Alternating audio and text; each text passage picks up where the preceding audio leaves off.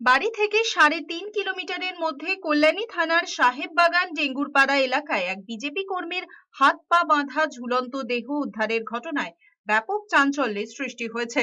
মৃত বিশ্বজিৎ শিকদার, তিনি বিজেপির সক্রিয় কর্মী হিসেবে পরিচিত। পরিবারের দাবি, সোমবার সকালে বাড়ি থেকে প্রায় ৩ কিলোমিটার দূরে রেল লাইনের ধারে একটি আমবাগানে তার ঝুলন্ত দেহ দেখতে পান স্থানীয় বাসিন্দারা। তারাই বাড়িতে খবর দেন। সঙ্গে সঙ্গে ঘটনাস্থলে যান বিজেপির নেতা কর্মীরা। পৌঁছয় কল্যাণী থানার পুলিশ। মৃতদেহ উদ্ধার করে কল্যাণী জওহরলাল নেহেরু মেমোরিয়াল হাসপাতালে নিয়ে যাওয়া হয়। কর্তব্যরত চিকিৎসকরা তাকে মৃত বলে ঘোষণা করেন। বিজেপির অভিযোগ, এটি সুপরিকল্পিত রাজনৈতিক খুন। ঘটনার তদন্ত শুরু করেছে কল্যাণী থানার পুলিশ। অন্যদিকে এবার উত্তর চব্বিশ পরগনার অশোকনগরে একটি জলাশয় থেকে উদ্ধার হয়েছে অজ্ঞাত পরিচয় এক মহিলার দেহ। স্থানীয় সূত্রে জানা গিয়েছে, সোমবার সকালে অশোকনগর থানার অন্তর্গত গুমা ২ নম্বর গ্রাম পঞ্চায়েতের তাজপুর এলাকায় জলাশয়ের মধ্যে একটি দেহ পড়ে থাকতে দেখে থানায় খবর দেন কয়েকজন।